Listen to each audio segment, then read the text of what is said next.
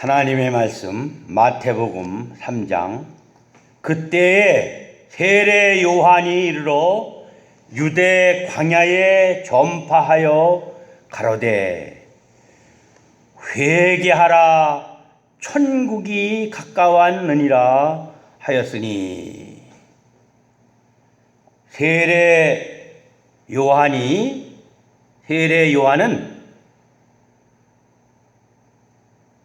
누가복음 1장을 한번 봅니다.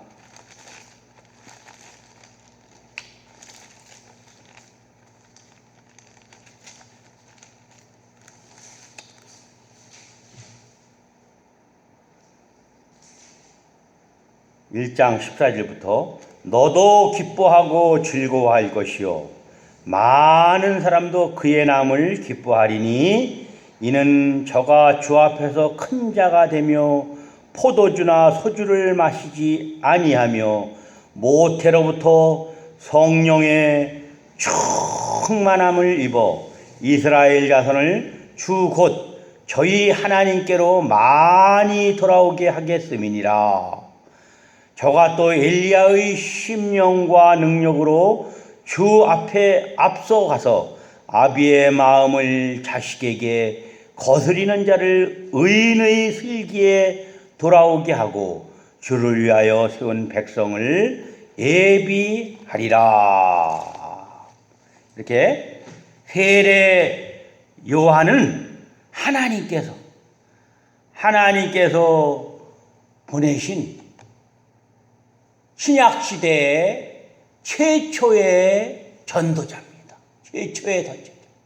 하나님께서 그 사가랴를 통해서, 사가랴와 엘리사벳을 통해서 늙은 수태하지 못한 이런 그 엘리야와 그 사가랴를 부부를 통해서 하나님께서 특별하게 역사하셔가지고 예수님의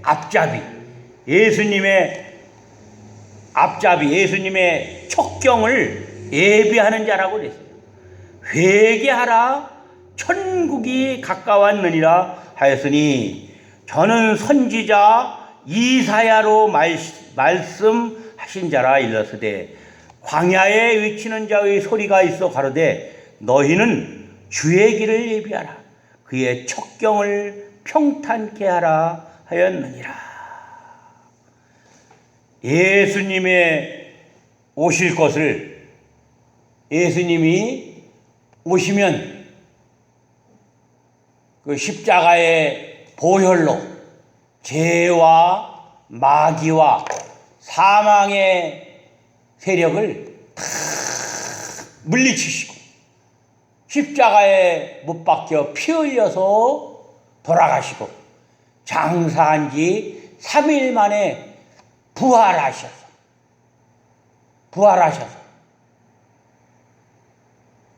우리 신약 백성들이 구약에는 소나 양을 잡아서 비둘기로 제사를 드렸는데, 이제는 예수님께서 직접 그 보혈의 능력으로 하늘 보좌를 움직여서 성소의 휘장이 쫙 찢어지므로 직접 하나님께 기도할 수 있는 그런 길을 예비하셨어요. 구원의 길을 예비하셨습니다. 예수님이 오심으로 우리 신약 성도들은 얼마나 많은 복을 받았는지 몰라요. 예수님이 안 오셨다면 지금도 소나 양을 잡고 비둘기를 잡아서 제사를 드려야 돼요. 번제를 드리고 화목제를 드리고 소제를 드리고 속건제를 드리고 속죄제를 드려야 돼요. 근데 예수님께서 오심으로 그 모든 제사를 폐하시고 그 피로써 우리를 구속하심으로 우리가 하나님의 자녀가 되어서 하나님께 직접 기도할 수 있고 예배할 수 있는 그런 길을 열어주셨습니다. 회개하라 천국이 가까웠느니, 회개하고 돌이키는 자는 천국을 얻는다는 거예요. 오늘날도 우리가 회개가 제일 중요해요. 성도에게 있어서 회개하고 돌이켜야지만 천국 생활을 할 수 있습니다. 회개하고 돌이킬 때 하나님께서 그 성도를 은혜를 주셔요. 진리 가운데로 인도해 주시오. 우리가 회개하는 생활, 회개하고 돌이키면 어떤 죄든지 하나님께서 용서해 주시고 또 다른 길로 인도해 주십니다. 물론 하나님께 큰 죄를 보면은 어떻게 해요? 하나님께서 징계가 옵니다. 징계가 와요. 그 대가를 치러야 돼요. 큰 징계가 옵니다. 그렇지만 하나님께서 회개하고 돌이키는 자는 그 죄를 용서해 주시고 또 치유해 주셔요. 결국은 용서해 주시고 치유해 주시고 회개하고 돌이키는 생활. 이게 성도의 매일매일의 생활이에요. 회개하고 돌이키는 거. 돌이킬 회, 돌이킬 개. 그러면 하나님께서 큰 은혜를 주십니다. 회개하는 생활.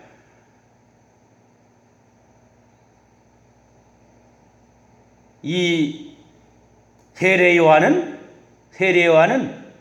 광야에서 외치는 자의 소리가 있어 가로되 너희는 주의 길을 예비하라. 그의 첩경을 평탄케 하라 하였느니라.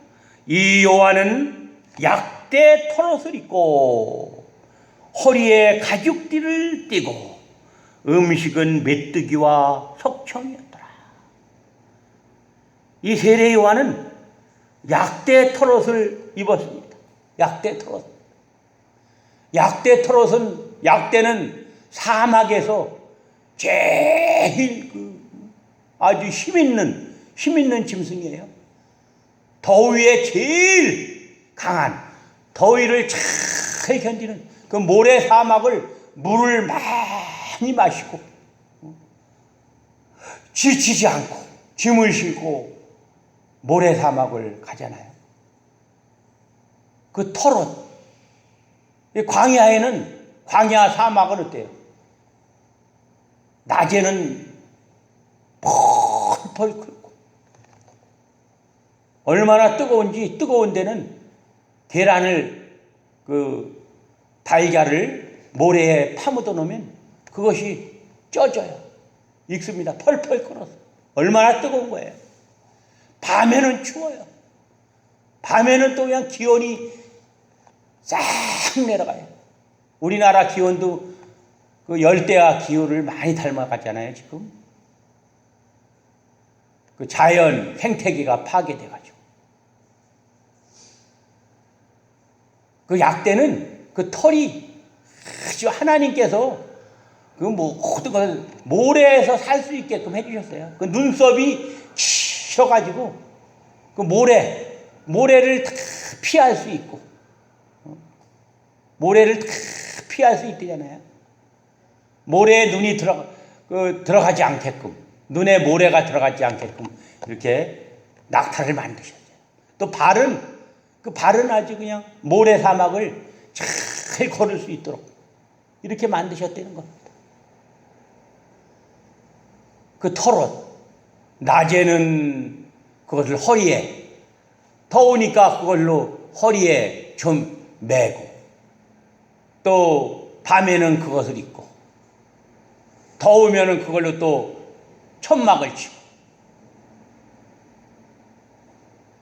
허리에는 가죽띠를 띠고, 허리에는 튼튼한 가죽으로 꽉 묶고 떼는 거예요. 얘가 그 밤에 비가 오거나 이럴 때는 그 약대 그 털로다가 이렇게 탁 텐트를 치고 이러겠죠. 약대가 크니까. 그리고 또 음식은 메뚜기와 석청이었더라. 메뚜기를 잡아먹고 살았어요. 또 석청은 그 나무나 바위 틈에 그 벌이 그 꿀을 넣는 거 아니에요? 그러니까 이 요한은 의식 중등, 먹고 사는 곳에, 입고 먹고 사는 곳에 조금도 신경을 안 썼어요. 그냥 약대 털옷 입고 그것으로 그 집을 삼고 먹는 것은 광야에서 해결하고. 우리가 산에 기도하러 가면 사람들은 밥해 먹는데 시간 많이 가요. 밥해 먹고 잠자는데. 잠자리 때문에 불편을 많이 겪습니다. 그것 때문에. 근데 세례 요한은 아주 입고 먹고 자는데 전도하기에 가장 알맞은 가장 최선의 방법을 선택한 거예요. 아주 지혜로운 사람입니다. 이때 예루살렘과 온 유대와 요단강 사방에서 다 그에게 나와. 예루살렘과 온 유다와 요단강 사방에서 다 세례 요한에게 나왔습니다. 자기들의 죄를 자복하고 회개는 자기들의 죄를 숨김없이 하나님께 자복하는 거예요. 생각하는 죄, 마음으로 지은 죄, 눈으로 지은 죄, 입으로 지은 죄, 몸으로 지은 죄, 다 회개해야 돼. 자기의 죄를 다 자복하고 요단강에서 그에게 세례를 받더니, 세례는 그 죄를 씻어서 정결케 하는 의식이에요. 요한이 많은 바리새인과 사두개인이 세례 베푸는 데 오는 것을 보고 이르되, 독사의 자식들아, 누가 너희를 가르쳐 임박한 진노를 피하러 하더냐. 요한이 세례를 준다고 하니까 네가 무슨 권세를 세례를 주냐고 하면서 그 세례 요한을 그 트집 잡기 위해서 바리새인과 사두개인들이 다 몰려온 거예요. 나중에 요한이 그 순교하잖아요. 독사의 자식들아, 누가 너희를 가르쳐 임박한 진노를 피하라. 이 바리새인들과 사두개인이 얼마나 아주 독사와 같이 다른 사람을 물고 독을 쏘아대고 독사와 같이 물어주고 독을 품고서 이렇게 세례 요한 또 예수님을 죽이려고 쫓아다녀. 그 말꼬리를 잡으려고. 너희를 가리켜 임박한 진노를 피하라 하더냐. 그러므로 회개에 합당한 열매를 맺고 회개하라는 거예요. 속으로 아브라함이 우리 조상이라 생각지 말라. 내가 너희에게 이르노니 하나님이 능히 이 돌들로도 아브라함의 자손이 되게 하시리라. 우리는 이 바리새인과 사두개인들은 아브라함이 우리 조상인데 내가 어떻게 세례를 주느냐, 이렇게 세례 요한에게 묻고 있어요. 속의 생각을 다 아는 겁니다. 그들의 속의 생각을 알고서 하나님이 능히 이 돌들로도 아브라함의 자손이 되게 할 수 있다는 거예요. 하나님은 전지전능하신 하나님이라는 거예요. 천지 만물을 다 창조하신, 온 우주 안에 거하는 은하계와 태양계 또 모든 식물과 동물과 조류와 해양과 땅속에 모든 거하는 모든 공중에 거하는 것까지 다 창조하신 하나님. 하나님은 능력의 신이에요. 엘로힘, 능력의 신입니다. 능력의 신이에요.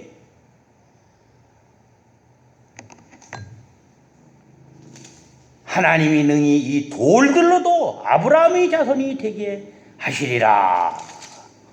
이미 도끼가 나무 뿌리에 놓였으니 좋은 열매 맺지 아니하는 나무마다 다 찍어 불에 던지우리라.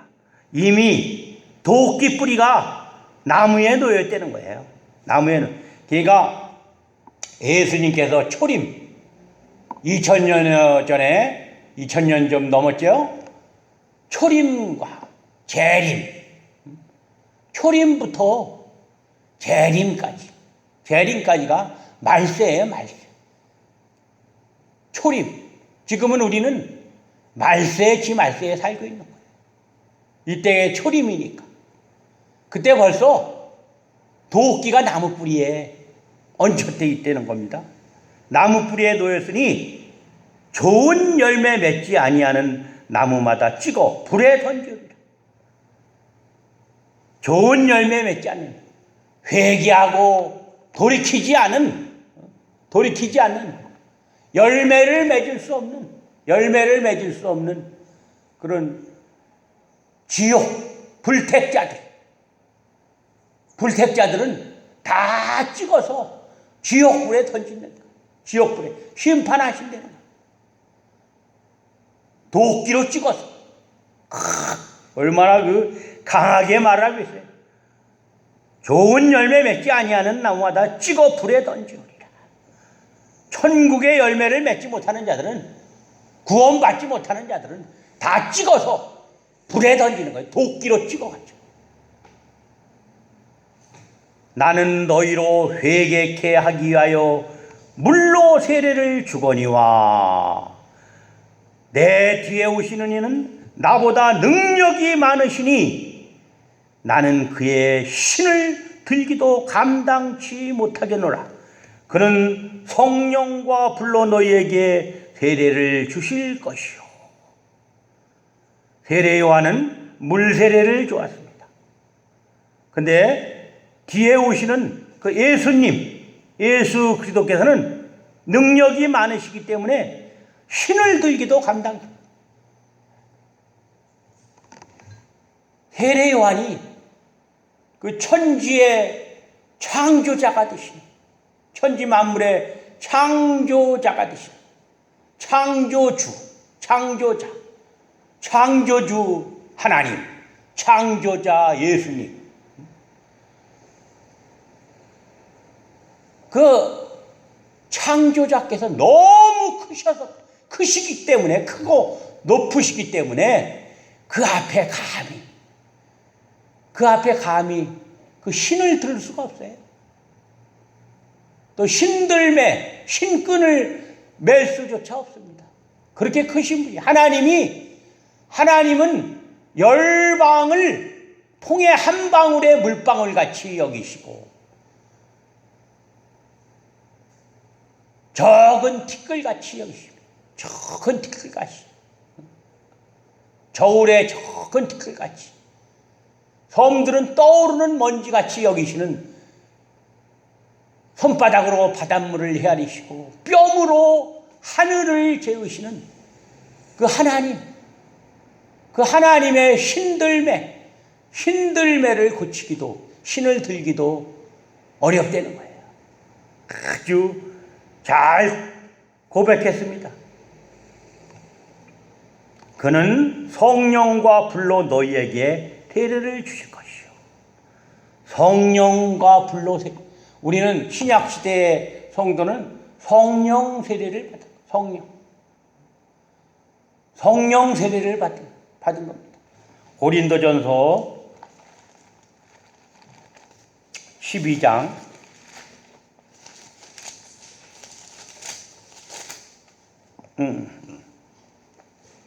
3절에 그러므로 내가 너희에게 알게 하노니 하나님의 영으로 말하는 자는 누구든지 예수를 저주할 자라 하지 않고 또 성령으로 아니하고는 누구든지 예수를 주시라 할 수 없느니라. 하나님의 영으로 성령으로 말하는 자는 누구든지 예수를 저주할 자라고 하지 않아요. 성령으로 아니하고는 누구든지 예수를 주시라 할 수 없어요.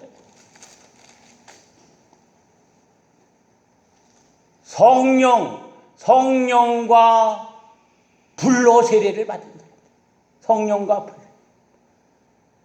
성령과 물로 우리를 죽었던 영혼을 중생시켜 주시고 회개하고 돌이켜서 예수 그리스도를 주시라. 저주할 자라 아니고 구원자라. 그 앞에 1장에 나오잖아요. 아들을 낳으리니 이름을 예수라 하라. 이는 그가 자기 백성을 저희 죄에서 구원할 자이심이라 하니라. 성령으로 아니하고는 예수를 구원자라고 할 수 없습니다. 우리 신약시대의 성도들은 성령과 불세례를 받는다. 예수님의 그 심장, 뜨거운 펄펄 끓는 불보다도 뜨거운 그 피를 쏟으셔서 우리를 구속하신 거예요. 그는 성령과 불로 너희에게 세례를 주실 것이요 손에 키를 들고 자기의 타작마당을 정하사 알곡은 모아 곡간에 들이고 쭉정이는 꺼지지 않는 불에 태우시리라. 예수님께서는 오셔서 손에 키를 들고 자기의 타작마당을 정하사 타작마당에서 곡식을 타작해갖고 알곡은 모아서 곡간에 들이 천국으로 드리고 쭉정이는 꺼지지 않는 불 지옥으로 꺼지지 않는 지옥으로 보내시는 거예요. 예수님이. 예수님께서 재림하시면 이렇게 심판하시는 거예요. 이때 예수께서 갈릴리로 요단에 이르러 요한에게 세례를 받으려 하신대. 예수님께서 갈릴리의 요단강에 오셔갖고 요한에게 세례를 받으시려고 그랬어요. 그랬더니 요한이 말려 가로되 내가 당신에게 세례를 받아야 할 터인데 당신이 내게로 오시나이까. 예수님께 감히 제가 어떻게 예수님에게 세례를 받아야 되는데 예수님께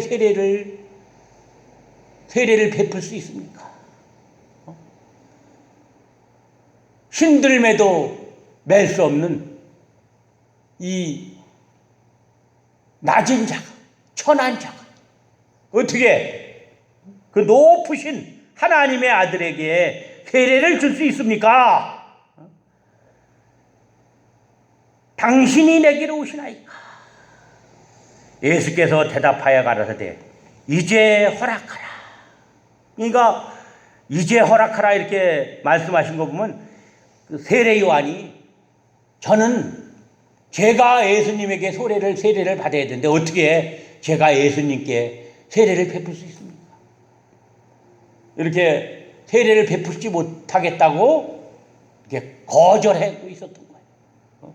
감히 힘들매도 우포는 제가 어떻게 예수님에게 세례를 줄 수 있습니까? 그랬더니 예수님께서 이제 설득을 하신 거예요. 이제 허락하라. 우리가 이와 같이 하여 모든 의를 이루는 것이 합당하리라 하신데 이에 요한이 허락하는지라. 하나님의 의를 이루는 것이 합당하리라. 예수님께서 오신 것은 하나님의 의를 이루시기 위해서 이 땅에 오셨다는 거예요.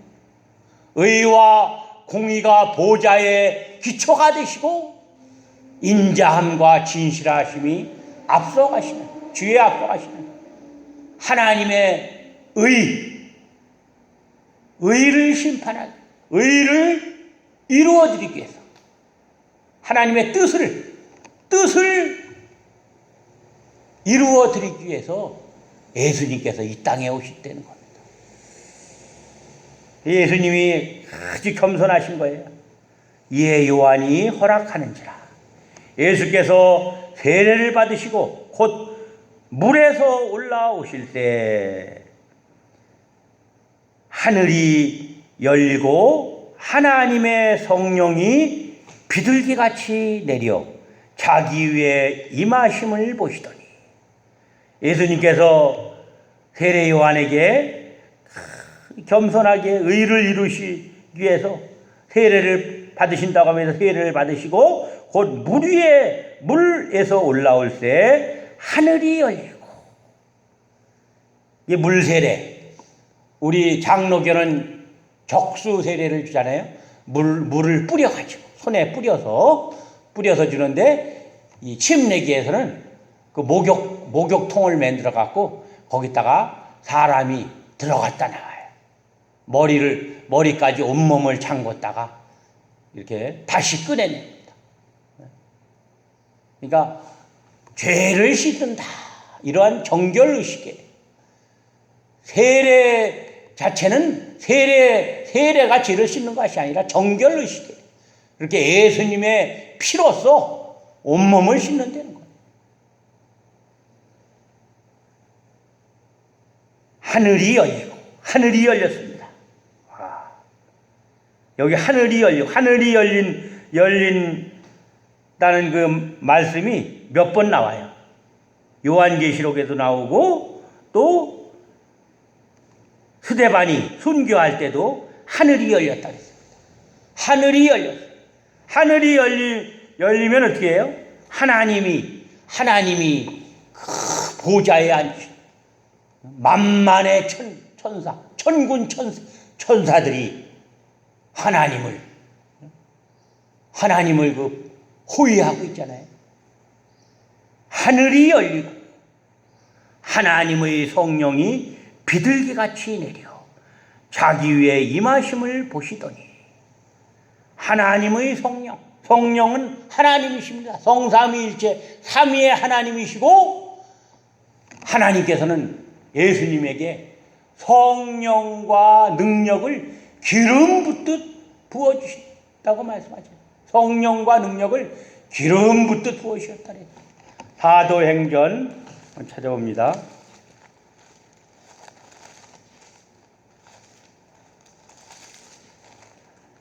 사도행전 10장 38절에 하나님이 나사렛 예수에게 성령과 능력을 기름 붓듯 하셨으며 저가 두루 다니시며 착한 일을 행하시고 마귀에 눌린 모든 자를 고치셨으니 이는 하나님이 함께 하셨습니다.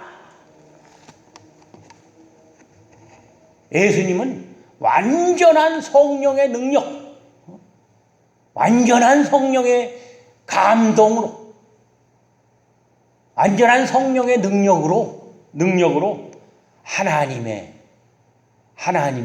뜻을, 의를 이루어 나가셨어요. 성령이 비둘기같이 내려 자기 위에 임하심을 보시더니, 이 비둘기는 또 온유한 거 아니에요? 온유함을 가리키잖아요. 또 예수님께서 이렇게 비둘기같이 괴물이 되어서, 구약에는 비둘기로 또 제사를 드렸잖아요. 예수님은 가난한 백성이에요. 가난한 그 집의 아들로 태어났어요. 그래서 가난한 자들은 비둘기로 제사를 드렸습니다. 예수님께서는 이 제물로, 하나님의 제물로 십자가에 못 박혀 돌아가실 것을 가리킵니다. 임하심을 보시더니 하늘로서 소리 있어 말씀하시되 이는 내 사랑하는 아들이요 내 기뻐하는 자라 하시더라. 하늘에서 큰 소리가 있었습니다. 그러면서 하나님께서 직접 말씀하시는 거예요. 이는 내 사랑하는 아들이요 내 기뻐하는 자라 하시니라. 하나님께서 예수님을 어떻게 해요? 극심히 사랑하는 아들. 하늘로서 소리가 나요. 예수님을 얼마나 사랑하셨어요. 그 사랑하시는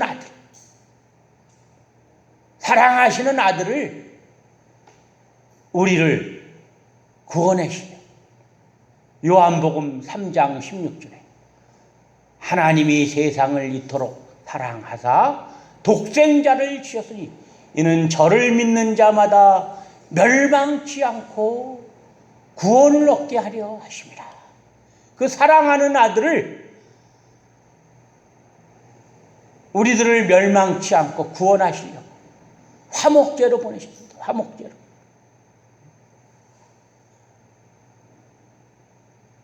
내 기뻐하는 자라 하십니다. 예수님은 하나님이 사랑하고 하나님이 기뻐하시는 얼마나 그 예수님을 사랑하고 기뻐하는 하나님의 아들이시오. 그 예수님께서 오셔서 그 사랑하는 아들이 오셔서 돌아가시고 우리들을 구원하신 겁니다.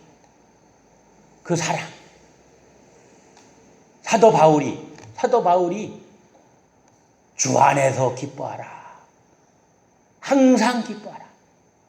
내가 다시 말하노니 항상 기뻐하라고 그랬잖아요. 어떻게 기뻐할 수 있어요? 그 사울이 되었을 때 죄인 중에 죄인이요 괴수 중에 괴수 노릇을 하던 그 사도 바울을 지옥 멸망받을 그 사도 사울을 다메섹 선상에서 예수님께서 부르셔서